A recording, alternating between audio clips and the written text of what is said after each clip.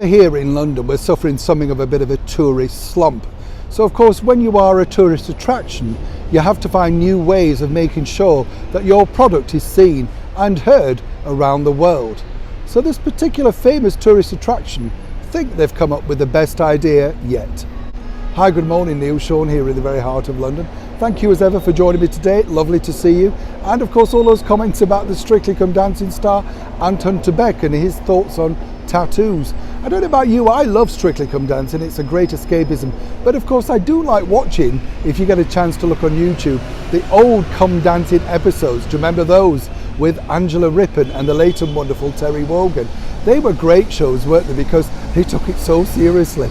The costumes and the scoring. I thought it was a lot more demanding than the show is today. A lot easier today, I think, rather than the old school. But again, wasn't it wonderful to see some of the locations and all those ballrooms that sadly have now closed? Oh, don't get going, it's nostalgia.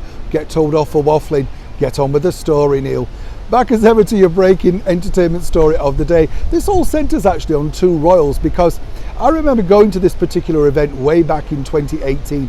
I think it was just at the beginning of May, in fact, so quite a few years ago now. And when you think about it, it was all exciting and wonderful and everybody was happy. We're talking about the unveiling of the waxwork statues of the then Prince Harry and of course the cable TV actress Meghan Markle. Much was anticipated upon that union, as one can imagine.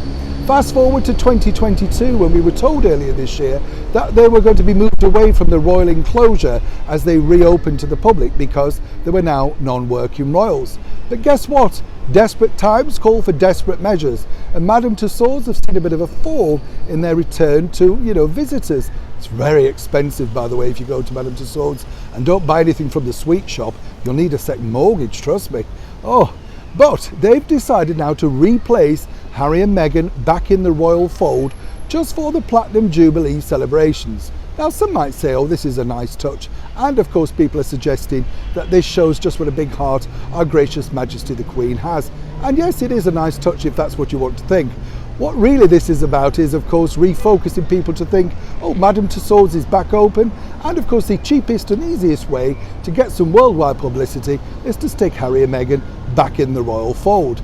This hasn't gone unnoticed though by royal watchers, and more importantly, some, shall we say, anti-monarchists. Well, anti-Harry and Meghan monarchists, shall we say. They've had to put some security around them because a lot of people are going up, sadly, and slapping Meghan in the face and then filming it. Terrible, isn't it, when you think about it? I shouldn't laugh, I know, but it's one of those terrible things that people are doing. And of course, they put this online and then they think it's quite amusing and it gets a lot of followers. But of course, I don't think Madame Tussauds thought about this when, of course, they decided to re-put these two back in the royal fold.